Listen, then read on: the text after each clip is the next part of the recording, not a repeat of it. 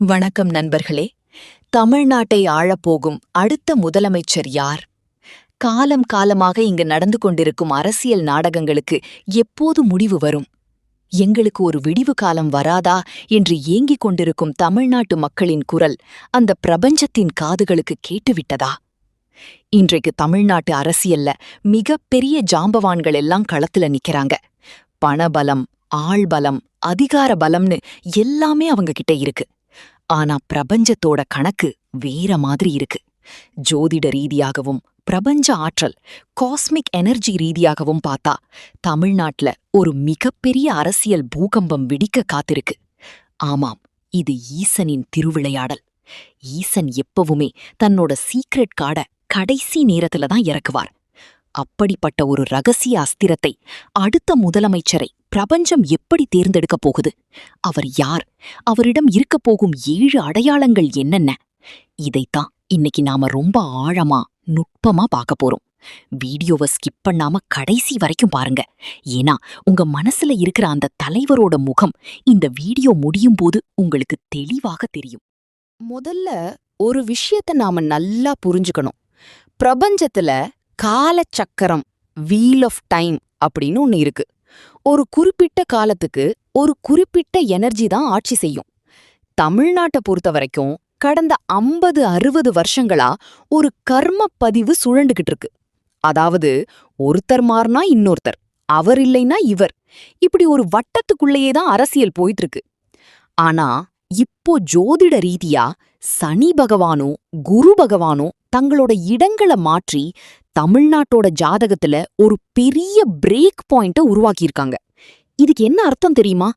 பழைய கர்மா முடிந்து விட்டதுன்னு அர்த்தம். பிரபஞ்சம் அந்த பழைய கதவுகளை எல்லாம் மொத்தமா சாத்திடுச்சு. இப்போ ஒரு புது சகாப்தம், நியூ எரா திறக்க போகுது. ஈசனோட கணக்குப்படி யார் நிஜமாகவே மக்களுக்காக வழிகளை சுமந்தாரோ அவரதான் சிம்மாசனத்துல உட்கார வைக்க போகுது பிரபஞ்சம். சரி, ஈசனின் திருவிளையாடல்னு சொல்றமே, அது எப்படி நடக்கும்? புராணங்கள்ல படிச்சிருப்போம். சிவனோ விஷ்ணுவோ ஒருத்தருக்கு வரம் கொடுக்கணும்னாலோ ஒருத்தரை ராஜாவாக்கணும்னாலோ உடனே கொடுத்துட மாட்டாங்க. முதல்ல அவரை அடிச்சு துவைச்சு அவமானப்படுத்தி அவரை உச்சக்கட்ட கஷ்டத்துக்கு கொண்டு போவாங்க. அவர் சுக்குநூறா உடையும் போதுதான் அவருக்கு கிரீடத்தை கொடுப்பாங்க. அதே ஃபார்முலா தான் இப்போ தமிழ்நாட்டு அரசியல்லையும் நடக்குது. அடுத்த முதலமைச்சராக போகும் அந்த நபர் இப்போ சாதாரணமா சந்தோஷமா இல்ல. அவர் மிகப்பெரிய அவமானங்களை சந்திச்சுக்கிட்டு இருக்காரு. அவரை சுத்தி இருக்கிற பல பேர் அவரை ஏமாத்துறாங்க. இவன்லாம் ஒரு ஆளா? இவன்லாம் அரசியலுக்கு வந்து என்ன பண்ண போறான் அப்படின்னு அவரை பார்த்து பல பேர் சிரிக்கிறாங்க. ஆனா அவங்களுக்கு தெரியாது, ஒரு விதைய மண்ணுக்குள்ள புதைக்கும் போது அதுக்கு வலிக்கதான் செய்யும். ஆனா அது மரமாக போகுதுன்னு அந்த விதைக்கு மட்டும்தான் தெரியும். அடுத்த முதலமைச்சராக போகும் அந்த தலைவரை பிரபஞ்சம் இப்போ செதுக்கிக்கிட்டு இருக்கு. அவரை தனியா விட்டு யார் உண்மையானவங்க, யார் துரோகின்னு அவருக்கு கத்து கொடுத்துக்கிட்டு இருக்கு. இந்த திருவிளையாடல் முடியும் போது அவர் ஒரு நெருப்பு பிழம்பா வெளியே வருவார். அப்போ யார் அந்த நபர்? பிரபஞ்சம் அவருக்கு என்னென்ன அடையாளங்களை கொடுத்திருக்கு? அந்த 7 சீக்ரெட் சிக்னல்கள் இதோ. முதல் அடையாளம், தனிமரமான போராளி, லோன் வாரியர். அவர் எந்த ஒரு பெரிய அரசியல் பின்னணியும் இல்லாம தனியாளா நின்னு போராடுவார்.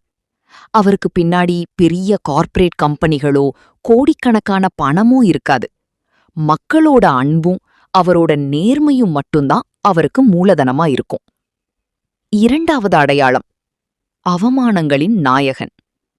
அவர் எவ்வளவுக்கு எவ்வளவு அவமானப்படுத்தப்படுறாரோ அவ்வளவுக்கு அவ்வளவு அவரோட புகழ் கூடிக்கிட்டே போகும். அவரை முடக்கணும்னு வீசுற ஒவ்வொரு கல்லும் அவருக்கு அஸ்திவாரமா மாறும்.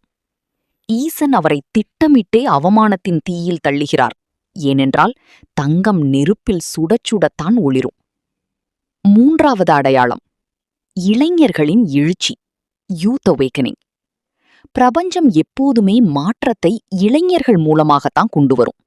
அடுத்த முதலமைச்சருக்கு ஆதரவாக தமிழ்நாட்டின் மூலை முடுக்குகளில் இருந்தெல்லாம் சாதி மதம் கடந்து இளைஞர்கள் ஒரு படையாக திரள்வார்கள். இது யாரோ காசு கொடுத்து கூட்டப்படும் கூட்டம் அல்ல, மனசாட்சியால் ஈர்க்கப்படும் கூட்டம். நான்காவது அடையாளம், ஆன்மீகமும் அறமும். அவர் வெறும் அரசியல்வாதியாக மட்டும் இருக்க மாட்டார். அவருக்குள் ஒரு ஆழமான ஆன்மீக தேடலோ அல்லது அறத்தின் மீதான நம்பிக்கையோ இருக்கும். எல்லாம் அவன் செயல் என்று நம்பும் ஒரு யதார்த்தவாதியாக இருப்பார். போலித்தனமான நாத்திகமோ வெறித்தனமான மதவாதமோ அவரிடம் இருக்காது. உண்மையான அன்பே சிவம் என்பதை உணர்ந்தவராக இருப்பார். 5வது அடையாளம், இருளிலிருந்து வரும் ஒளி, த டார்க் ஹார்ஸ். தேர்தல் நெருங்கும் வரை அவர் ஜெயிக்க மாட்டார் என்ற மாயையை, இல்யூஷன், பிரபஞ்சம் உருவாக்கி வைத்திருக்கும். ஆளும் கட்சியும் சரி எதிர்க்கட்சியும் சரி இவரை ஒரு போட்டியாகவே நினைக்க மாட்டார்கள். ஆனால் கடைசி சில மாதங்களில் ஒரு மிகப்பெரிய அலை, வேவ் உருவாகும். அந்த அலை பணபலத்தை அடித்துச் செல்லும். 6வது அடையாளம், பெண்களின் ஆதரவு. பிரபஞ்சத்தின் சக்தியான அம்பாளின் அருள் அவருக்கு இருக்கும். தமிழ்நாட்டு பெண்கள் தங்களின் சொந்த சகோதரனைப் போல, தங்களின் சொந்த பிள்ளையைப் போல அவரை பார்க்கத் தொடங்குவார்கள். தாய்மார்களின் வாக்குகள் இவரை நோக்கி ஒட்டுமொத்தமாக திரும்பும். 7வது அடையாளம், பயம் இல்லாத தன்மை, ஃபியர்லெஸ்னஸ். யாருக்கும் பயப்பட மாட்டார். அதிகாரத்தைக் கண்டு அஞ்ச மாட்டார். பதவி வந்தால் வரட்டும், போனால் போகட்டும், உண்மையை மட்டுமே பேசுவேன் என்ற ஒற்றை தைரியம் அவரிடம் இருக்கும். இந்த தைரியத்தைத்தான் பிரபஞ்சம் அவருக்கு கொடுத்த மிகப்பெரிய ஆயுதம். 8வது அடையாளம், நெருக்கமானவர்களின் துரோகம், தி அல்டிமேட் பிட்ரேயல். பிரபஞ்சம் அந்த தலைவரை முழுமையாக மக்களிடம் மட்டுமே ஒப்படைக்க நினைக்கிறது. அதனால் அவருக்கு மிக நெருக்கமாக இருந்தவர்கள், அவர் அதிகம் நம்பியவர்கள் கூட திடீரென அவரை விட்டு விலகுவார்கள் அல்லது முதுகில் குத்துவார்கள். யாரையும் நம்பாதே, உன்னை நம்பும் மக்களை மட்டும் நம்பு என்று பிரபஞ்சம் அவருக்கு கொடுக்கும் மிகப்பெரிய பாடம் இது. இந்த துரோகங்கள் அவரை வீழ்த்துவதற்கு பதிலாக அவரை ஒரு இரும்பாக மாற்றும். 9வது அடையாளம், அனைவரின் பொது எதிரி, த காமன் டார்கெட். இதுவரை தங்களுக்குள் மாற்றி மாற்றி சண்டையிட்டுக் கொண்டிருந்த ஆளுங்கட்சியும் பிரதான எதிர்க்கட்சியும் திடீரென இவரை வீழ்த்த மட்டும் மறைமுகமாக ஒன்று சேர்வார்கள். ஊடகங்கள் தொடங்கி அரசியல் விமர்சகர்கள் வரை அனைவருடைய அம்புகளும் இவர் ஒருவரை நோக்கியே பாயும். ஒருவரை எதிர்த்து ஒட்டுமொத்த சிஸ்டம் பயந்து வேலை செய்கிறதென்றால் அவர்தான் உண்மையான பலசாலி என்பதற்கான பிரபஞ்ச முத்திரை இது. 10வது அடையாளம், மாற்றுப்பாதை, அன்கன்வென்ஷனல் பாத். காலம் காலமாக நடக்கும் பணப்பட்டுவாடா, ஓட்டுக்கு காசு, செய்ய முடியாத பொய் வாக்குறுதிகள் என எந்த பழைய அரசியல் சித்து விளையாட்டுகளையும் அவர் செய்ய மாட்டார். இதுதான் நிஜம், நான் உண்மையை மட்டுமே பேசுவேன் என்று கசப்பான உண்மைகளை தைரியமாக மக்கள் முன்வைப்பார். இது ஆரம்பத்தில் பலருக்கு முட்டாள்தனமாக தெரிந்தாலும் இறுதியில் மக்களின் மனசாட்சியை உலுக்கி மிகப்பெரிய வாக்கு வேட்டையாக மாறும். 11வது அடையாளம், அமைதி பெரும்பான்மையின் விழிப்பு, த சைலண்ட் மெஜாரிட்டி. அரசியலே வேண்டாம், யார் வந்தாலும் இப்படித்தான், நான் ஓட்டு போடவே மாட்டேன் என்று பல வருடங்களாக விரக்தியில் ஒதுங்கியிருந்த நடுத்தர மக்கள், அமைதியான வாக்காளர்கள், சைலண்ட் வோட்டர்ஸ் மற்றும் முதல் முறை வாக்காளர்கள் இவருக்காக தாமாகவே முன்வந்து வீதிக்கு வருவார்கள். எந்த அரசியல் கட்சியாலும் கணிக்க முடியாத இந்த அமைதி படையின் ஓட்டுகள்தான் தேர்தல் நாளன்று ஆட்டத்தையே தலைகீழாக மாற்றப் போகிறது. 12வது அடையாளம், பிரபஞ்சத்தின் நேரடி சாட்சிகள், காஸ்மிக் சிங்க்ரனிசிட்டி. அவர் எடுக்கும் முக்கிய முடிவுகள், அவர் தொடங்கும் பயணங்கள் அல்லது அவர் பேசும் மேடைகளில் இயற்கையே அவருக்கு சாதகமாக சில நிகழ்வுகளை அமைத்துக் கொடுக்கும். அவர் நினைத்த காரியங்கள் பல தடைகளை தாண்டி மாயாஜாலம் போல நடந்து முடியும். அவர் வாய்முகூர்த்தமாக சொல்லும் சில விஷயங்கள் எதிர்காலத்தில் அப்படியே நடக்கும். இது ஈசன் அவர் பக்கம் நிற்கிறார் என்பதற்கான நேரடி சாட்சியாகும். இந்த 12 அடையாளங்களும் ஒரு சாதாரண மனிதனை சுட்டிக்காட்டவில்லை, ஒரு மாபெரும் சரித்திர நாயகனை சுட்டிக்காட்டுகிறது.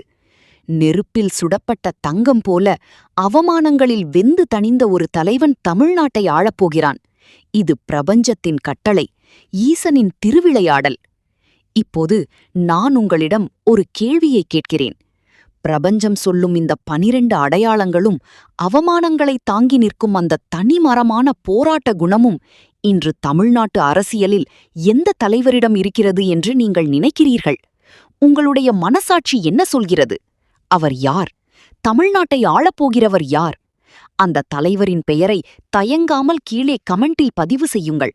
பார்க்கலாம் எத்தனை பேரின் உள்ளுணர்வு ஒரே மாதிரி சிந்திக்கிறது என்று. உண்மையான தலைவன் விரைவில் உருவாவான் என பிரபஞ்சத்தை வேண்டிக் கொள்வோம். இந்த வீடியோ உங்களுக்கு பிடித்திருந்தால் மறக்காம லைக் பண்ணுங்க. தமிழ்நாட்டின் மாற்றத்தை விரும்பும் உங்க நண்பர்களுக்கு இதை ஷேர் பண்ணுங்க. மேலும் பல பிரபஞ்ச ரகசியங்களை தெரிந்து கொள்ள நம்ம சேனலை சப்ஸ்கிரைப் பண்ணுங்க. நன்றி. மீண்டும் ஒரு அற்புதமான பதிவில் சந்திப்போம்.